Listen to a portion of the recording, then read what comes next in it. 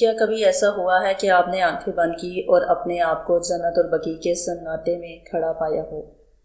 یہ واقعہ صرف ایک کہانی نہیں بلکہ ایک ایسا آئینہ ہے جس میں عشق رسول صلی اللہ علیہ وآلہ وسلم کی وہ صورت دکھائی دیتی ہے جہاں الفاظ ختم ہو جاتے ہیں اور بس ایک خاموش بے قرار روشنی رہ جاتی ہے۔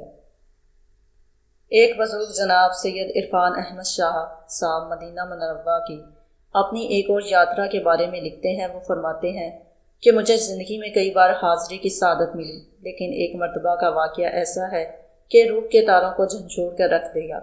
اس بار وہ ماہ سفر میں مدینہ طیبہ تشریف لے گئے تھے۔ موسم گرما کی شدت تھی، مگر عاشقوں کے لیے یہ شدت بھی رحمت بن جاتی ہے۔ وہ لکھتے ہیں کہ اس سفر میں میرے ساتھ قیام پذیر ایک نوجوان تھے جن کا تعلق دنیاوی اعتبار سے ایک بڑا صنعت کار گھرانے سے تھا۔ ان کی زندگی عیش و آرام میں گزری تھی، مگر ان کا دل ایک عجیب بے چینی میں مبتلا رہتا تھا۔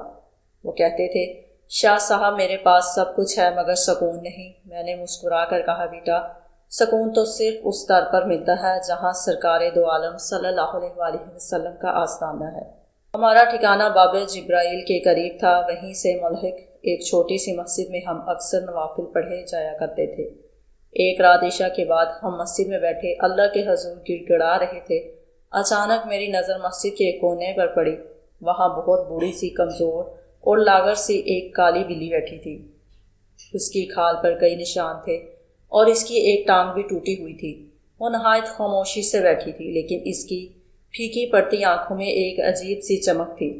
میں نے دل میں خیال کیا کہ اس بے زبان کا بھی کوئی دکھ ہے جو اسے یہاں کھینچ لایا۔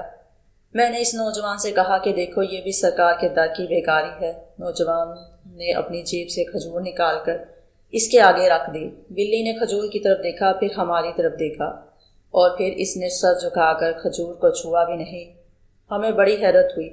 ہم نے سوچا شاید بھوکی نہیں ہے۔ ہم اٹھ کر جانے لگے تو دیکھا وہ بلی بھی اٹھ کھڑی ہوئی اور ہمارے پیچھے پیچھے چلنے لگی، مگر چل نہیں پا رہی تھی بلکہ گھسیٹ رہی تھی اپنے آپ کو۔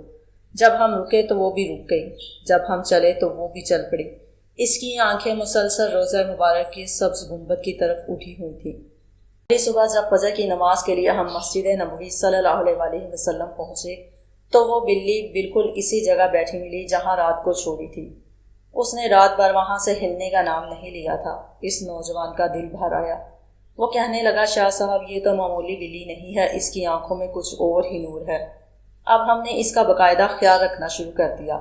ہم اس کے لیے دودھ لاتے، گوشت لاتے، مگر وہ کھاتی بہت کم تھی، تو بس بیٹھی رہتی، گھنٹوں مسجد نبوی صلی اللہ علیہ وآلہ وسلم کی روشنیوں کو تکتے ہوئے جیسے کسی کا انتظار کر رہی ہو۔ واقعے کا اصل موڑ تب آیا جب ہماری رخصتی کا دن قریب آیا۔ اس نوجوان کے دل میں اس بلی کے لیے ایسی محبت اور ترس آیا کہ اس نے اسی وقت فیصلہ کر لیا کہ میں اسے اپنے ساتھ لے جاؤں گا۔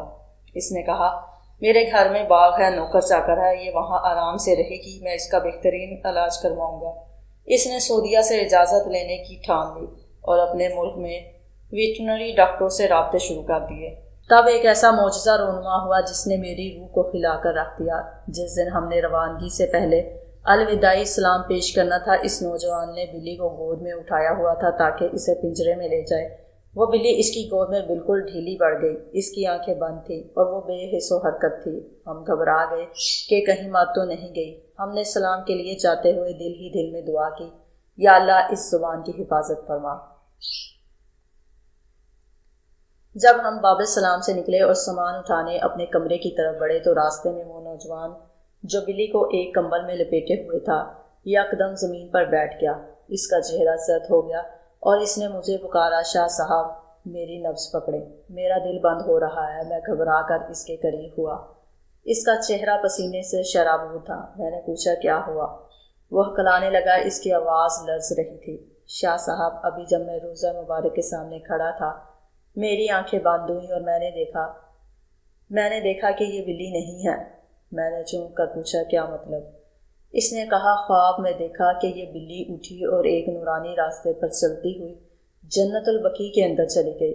میں اس کے پیچھے بھاگا، میں اسے پکڑنا چاہتا تھا، لیکن جیسے ہی وہ ایک قبر کے پاس پہنچی وہ بلی نہیں رہی بلکہ ایک روشن چہرے والی عورت میں تبدیل ہو گئی جس نے سفید کپڑے پہنے ہوئے تھے۔ اس نے میری طرف دیکھ کر مسکرا کر کہا، بھتیجے مجھے اپنے ساتھ مت لے جا۔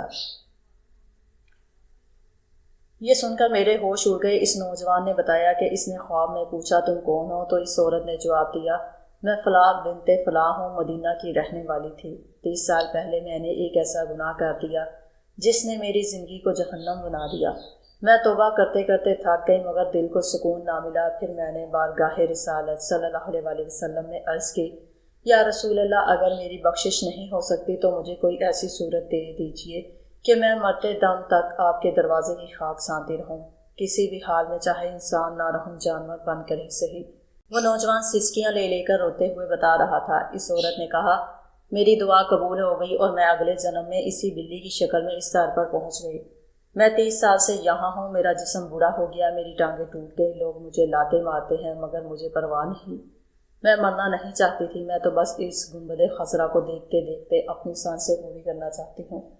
اور اب جب میرا وقت پورا ہو گیا ہے تو سرکار صلی اللہ علیہ وسلم نے خود مجھے اپنے پڑوس میں جنت البقیع میں جگہ دے دی۔ یہ سن کر جو نوجوان نے اپنی گود میں دیکھا تو بلی ٹھنڈی ہو چکی تھی، اس کی روح پرواز کر چکی تھی۔ وہ بے زبان مخلوق جسے ہم جانور سمجھ رہے تھے در حقیقت عشق رسول کی وہ اعلیٰ مثال تھی جس نے اپنی انسانیت تک اس طرح کی محبت میں قربان کر دی۔ وہ نوجوان وہیں سجدے میں گر پڑے اور پھوٹ پھوٹ کر روئے۔ انہوں نے کہا شاہ صاحب آج میری زندگی بدل گئی۔ میں سمجھ گیا کہ سکون دولت میں نہیں اس غلامی میں ہے جہاں اپنی ذات مٹ جائے۔ ہم نے اس بلی کو جنت البقیع کی دیوار کے ساتھ اس جگہ دفن کیا جہاں وہ اکثر بیٹھا کرتی تھی۔ عرفان شاہ صاحب لکھتے ہیں کہ اس واقعے کے بعد میں جب بھی مسجد نبوی میں جاتا ہوں میری نظر اس کونے کو ڈھونڈتی ہے۔ مجھے یقین ہے کہ حرم کی زمین پر ایسے ہزاروں بے زبان ہیں جو شاید ہم سے زیادہ اللہ کے مقرب ہیں۔ اس واقعے نے مجھے سکھایا کہ اللہ کی رحمت کے سمندر کا کوئی کنارہ نہیں۔ اگر کوئی سچے دل سے اپنے نبی صلی اللہ علیہ وسلم کے دروازے پر بیٹھ جائے تو اسے خالی ہاتھ نہیں لوٹایا جاتا، چاہے وہ کسی بھی شکل میں ہو۔ محبت کا یہ عالم ہے کہ دل کو بے زبان کر دیتا ہے، انسان کیا چیز ہے، حیوان کو انسان کر دیتا ہے۔ سوچنے کا مقام یہ ہے کہ جب ایک گناہ گار روح اپنے رب سے یہ دعا مانگ سکتی ہے کہ مجھے پتھر بنا دے، بلی بنا دے، مگر مدینے سے جدا نہ کر، تو ہم کیوں نماز پڑھ کر بھی مدینے سے غافل ہو جاتے ہیں؟ یہ تحریر ان تمام لوگوں کے لیے ہے جن کے دل میں محبت کا بیج ہے مگر اسے پانی دینے کی ضرورت ہے۔ مختصر یہ کہ محض یہ ایک بلی کی کہانی نہیں، یہ اس روح کی داستان ہے جسے بارگاہ الہی سے صرف ایک چیز مانگنے پر اصرار تھا، میرے آقا صلی اللہ علیہ وسلم کا پڑوس۔ جب ہم مدینہ چھوڑ کر آتے ہیں تو ہمارا جسم تو چلا آتا ہے، لیکن یہ ہے زبان ہمیں سکھاتی ہے کہ اصل کامیابی اپنی روح کو ہمیشہ کے لیے اس طرح کا طواف کرنے والی بنا دینے میں۔